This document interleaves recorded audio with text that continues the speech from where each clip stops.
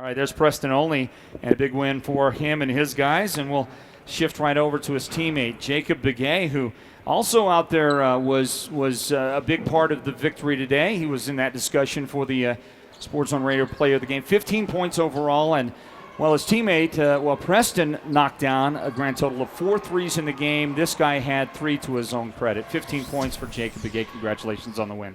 Thank you.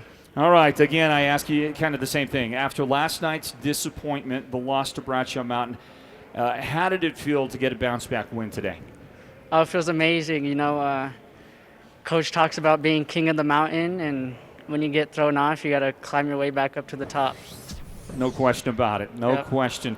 And every once in a while, you need to face that, right? The humbling experience to remind you, to remember that every night you got to bring your A game, don't you?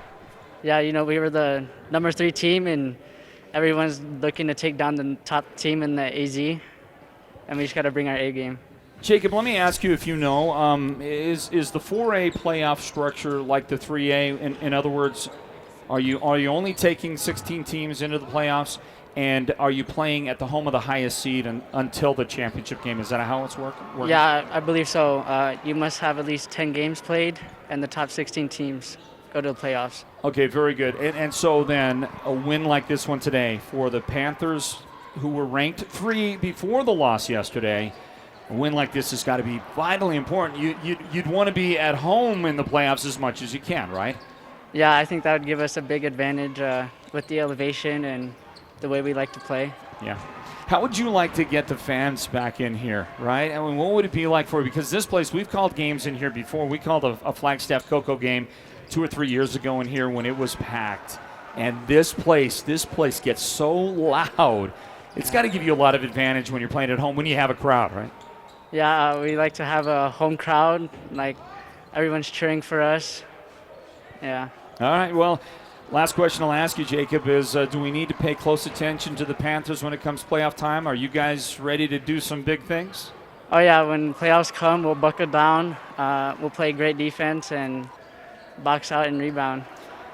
All right, Jacob, thanks for joining us. Well done on the game. Your shot, knocking it down out there. And well done on your debut with us here at Sports on Radio. Thanks for spending the time. Thank you for having me. You got it. Congratulations.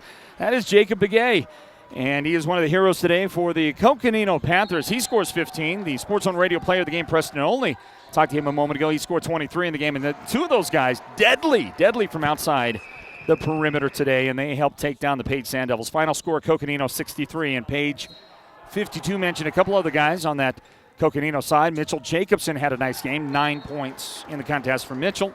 And let's mention Matt Reber as well with 6 points today for the Panthers. Hayden Nez out there, a hardworking 4 points on the afternoon for Coconino. On the other side, the Sand Devils, boy, it was a nip and tuck game, and they traded the lead several times through most of the first 3 quarters. Coconino finally started to get control of this thing in the latter half of the fourth quarter. They built a lead as high as 11 points, which ended up being the final in the game, an 11-point difference, 63-52 on that Page side of things.